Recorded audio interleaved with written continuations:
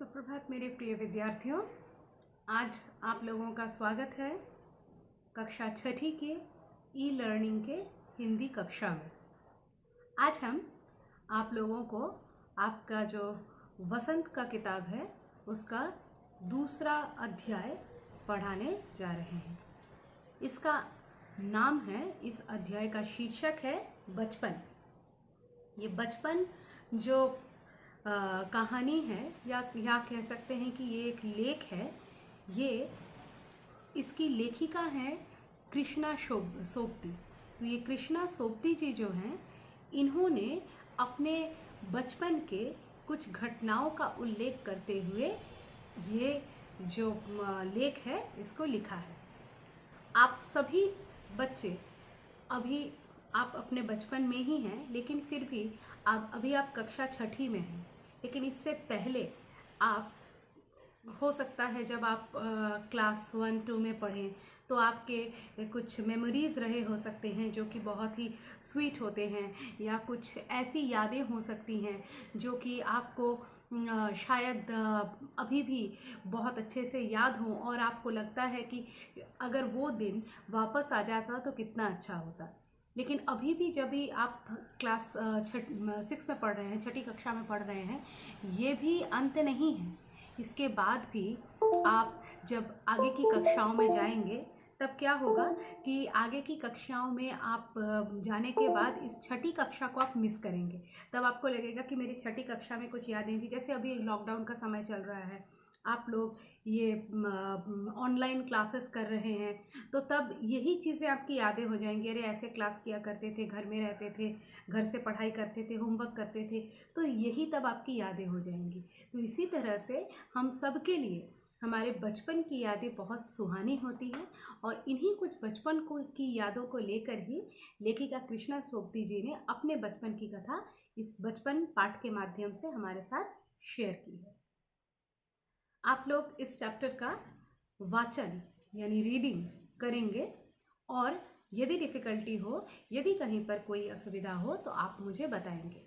फ़िलहाल मैं आप लोगों को इस चैप्टर का, इस पाठ का सारांश बताने वाली हूँ। मतलब पूरे पाठ का वाचन मैंने आप लोगों को अभी के लिए ये कार्य सौंपा है। आप लोग अच्छे से रीडिंग करेंगे। यदि आपको दिक्कत हो रहा है या कोई पोर्शन आपको समझने में प्रॉब्लम हो रहा है तो आप ज़रूर मुझे बताएंगे। लेकिन फ़िलहाल मैं आप लोगों को कहानी को जिस्ट में बता रही हूँ। मैंने आप लोगों के लिए एक सारांश प्रिपेयर किया है, उसी को मैं आपको बताने जा रही हूँ। क्या होता है कि लेखिका कृष्णा सोबती दादी या नानी की उम्र की है। परिवार के लोग उन्हें जीजी कहते हैं। इस उम्र में वह अपने आप को बुजुर्ग महसूस करती है, क्योंकि उनका जन्म पिछली शताब्दी में हुआ है। ठीक है, पिछली शताब्दी में जन्मी है, अभी वो दादी या नानी की उम्र की है, और अभी वो अपने आप को बुजुर्ग महसूस करती हैं, क्योंकि परिवार के सभी उनसे उम्र में काफ़ी छोटे हैं और उनको जीजी कह के पुकारते हैं। ठीक है, अपने बचपन के बारे में बताते हुए वह कहती है कि तब से अब तक उनके पहनावे में काफ़ी बदलाव आया है। देखिए, जैसे जैसे आप बड़े होते जाते हैं वैसे वैसे हमारे वेशभूषा में परिवर्तन आता है। जब आप बहुत छोटे थे, एकदम इन्फेंट थे, तब आप जिस प्रकार के ड्रेसेस पहनते थे, फिर आप विद्यालय आने लगे, फिर आपके ड्रेसेस में चेंजेस आए। ठीक है, फिर आप अपनी मम्मी को देख रहे हैं कि आपकी मम्मी भी आपके जैसे ड्रेसेस नहीं पहनती है, वो साड़ी पहन रही है, सलवार कमीज़ पहन रही है। हो सकता है आपके ड्रेसेस भी पहने, लेकिन उनका एक और ड्रेस उनके वार्डरोब में जुड़ गया है, वो है साड़ी, सलवार कमीज़, जो शायद आप लोग पहनने के आदी नहीं हैं। ठीक है, तो इस तरह से हमारे उम्र के साथ साथ हमारे पहनावे में भी बदलाव आता है, और यही हमको लेखिका बता रही है। क्या कह रही हैं कि पहले वे गहरे रंग के कपड़े पहनती थी, अब हल्के रंग के। उम्र के साथ कपड़ों के रंग में भी फ़र्क आता है, पहले हल्का रंग, अब गहरा रंग। उन्होंने अपनी बचपन में कई फ्रॉक के बारे में बताया है जिनमें फ्रिल लगे होते थे। बचपन में वो फ्रिल वाले फ्रॉक्स पहनती थी। वह बालों में रिबन बांधती थी। उन्हें अपनी ट्यूनिक, मोजे और स्टॉकिंग्स भी याद है। वो ट्यूनिक पहनती थी, वो मोज़े पहनती थी, स्टॉकिन्स पहनती थी, लेकिन इस उम्र में आके इस प्रकार के ड्रेसेस उनके रोल को, उनके पोजीशन इन द फैमिली को सूट नहीं करता है, इसलिए अब वो ऐसा नहीं करती है। ठीक है। बचपन में इतवार की सुबह उन्हें अपने मोज़े धोने पड़ते थे और जूते पॉलिश करने थे। बचपन में इतवार की सुबह क्या होता था, वो अपने जूते पॉलिश करती थी और अपने मोज़े खुद धोने पड़ते थे। साथ में क्या करना पड़ता था, उनको अपने शू को पॉलिश करना पड़ता था। इतवार यानी रविवार, रविवार की सुबह को अपने जूते पॉलिश करना, अपने मोज़े धोना और साथ में ये सब कार्य उनको करने पड़ते थे। ठीक है। नए जूते पहनने पर पैरों के छालों से बचने के लिए जूतों में रुई लगाना होता था, और जब भी वो नए जूते पहनती थी तब शू बाइट हो जाता था, और इस कारण इससे बचने के लिए वो क्या करती थी, वो जूतों में रुई लगाती थी। हर शनिवार को बच्चों को ऑलिव ऑयल या कैस्टर ऑयल पिलाया जाता था, जिसकी गंध उन्हें बिल्कुल पसंद नहीं थी। और हर शनिवार को बच्चों को क्या करते थे, ऑलिव ऑयल और कैस्टर ऑयल को, ऑलिव ऑयल या तो फिर कैस्टर ऑयल पिलाया जाता था, जो सेहत के लिए मतलब बहुत ही लाभदायक है, लेकिन हाँ बच्चों को ये कुछ खास पसंद नहीं है, तो इसलिए उनको बहुत बुरा लगता था, क्योंकि इसकी जो स्मेल है वो उनको अच्छी नहीं लगती थी। लेखिका अपने बचपन की तुलना आज के समय से करते हुए कहती है कि तब रेडियो, टेलीविज़न या ग्रामोफोन नहीं हुआ करता था, तब भी कुल्फ़ी, आइसक्रीम, कचौड़ी, समोसा, पैटीज़ और शरबत कोल्ड ड्रिंक में बदल गए हैं। तो बोल रहे हैं कि तब मतलब अभी तो देखिए रेडियो हम लोग उतना सुनने के आदी नहीं हैं, यदि सुनते भी हैं तो हम लोग मोबाइल से एफएम का एक चैनल लगा लेते हैं, लेकिन ये जिस ज़माने में लिखी गई है तब शायद रेडियो, टेलीविज़न, ग्रामोफोन ये सब बहुत ज़्यादा प्रचलित थे, लेकिन लेखिका के समय में ये सब भी प्रचलित नहीं थे। ठीक है। तो वो क्या कहती हैं कि मतलब ये सब चीज़ें वहाँ नहीं करती थी, और तब के ज़माने की कुल्फ़ी, आइसक्रीम, कुल्फ़ी जो है, आइसक्रीम, फिर कचौड़ी जो है, समोसा, फिर पैटीज़, शरबत और कोल्ड ड्रिंक में बदल गई है। हमारा हर चीज़ किस में बदली है, देखिए कुल्फ़ी जो है आइसक्रीम में बदल गई है, कचौड़ी या समोसा जो है पैटीज़ में बदल गई है, और शरबत जो है वो कोल्ड ड्रिंक में बदल गई है। मतलब तब भी बच्चे इन सब चीज़ों के को पीने के शौकीन थे, ये सब चीज़ें तब भी उपलब्ध थी, लेकिन तब बच्चे इसको जिस फॉर्म में खाते थे, अभी उसका फॉर्म थोड़ा बदल गया है। ठीक है। बचपन में लेखिका भाई बहनों के संग शिमला मॉल से ब्राउन ब्रेड लाया करती थी, और तब वो अपने भाई बहनों के साथ शिमला का जो मॉल था वहाँ से ब्राउन ब्रेड लाती थी। कब लाती थी, अपने भाई बहनों के साथ जाती थी। और क्या होता था कि हफ्ते में एक बार चॉकलेट खरीदने की छूट थी, और हमेशा उनको चॉकलेट खाने की छूट नहीं थी। चॉकलेट खाने की छूट उनको, वो भी जब बचपन में छोटी थी, आप लोगों की ही तरह ज़िद्दी रहा करती हो सकती है कि चॉकलेट खाना है एंड ऑल, तो तब वो क्या करती थी कि हफ्ते में एक बार उनको छूट रहती थी, और सबसे ज़्यादा चॉकलेट इन्हीं के पास थे, और हफ्ते में जब एक दिन छूट रहती थी तब वो जाते थे, और सबसे ज़्यादा चॉकलेट रखने की छूट उन्हीं को थी, और वो बहुत ज़्यादा चॉकलेट्स इकट्ठा कर लेती थी। लेकिन लेखिका हमेशा रात में खाने के बाद बिस्तर में घुसकर चॉकलेट का मज़ा लेती थी, और वो कब खाना पसंद करती थी उसको, रात में खाना खाने के बाद, डिनर के बाद बेड पर जाकर वो इन चॉकलेट्स का मज़ा लेती थी। ठीक है।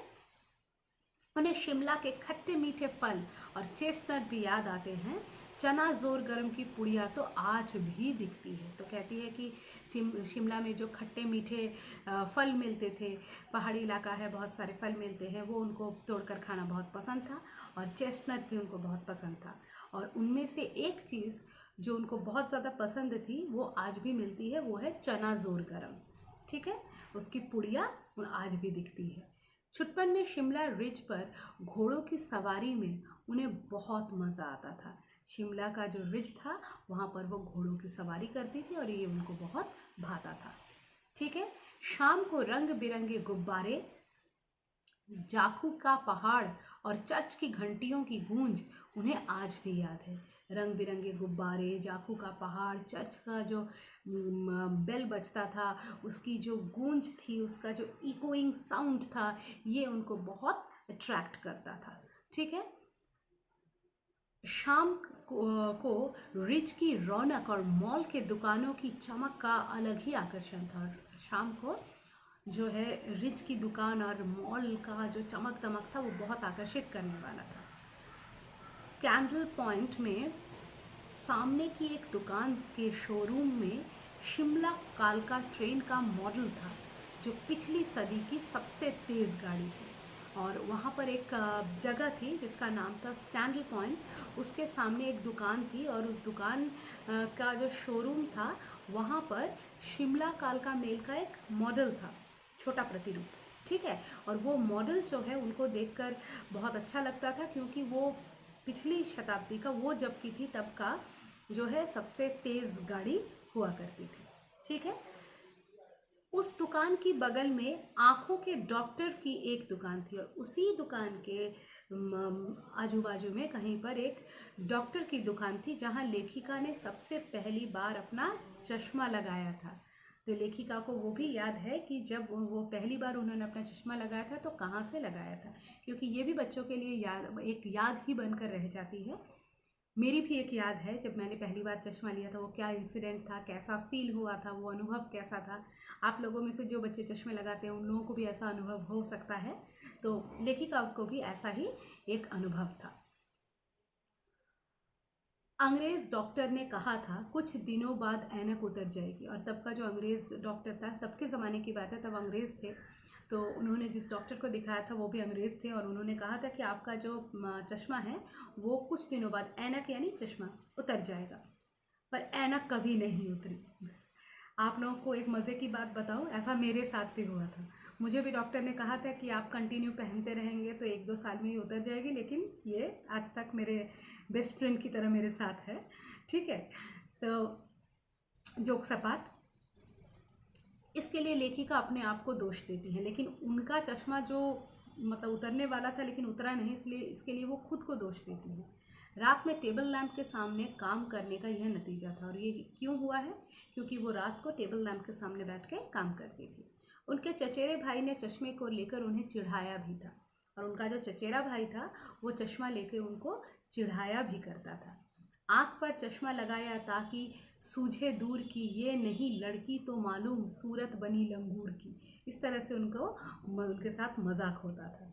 लेखिका खींची और बाद में आईने के सामने चश्मा पहनकर और उतार कर देखती थी। उनको जब ये सब बोला जाता था वो खींच जाती थी, इरिटेट हो जाती थी, और बाद में मिरर के सामने जाके अपना चश्मा उतार के पहन के वो देखती थी, ठीक है।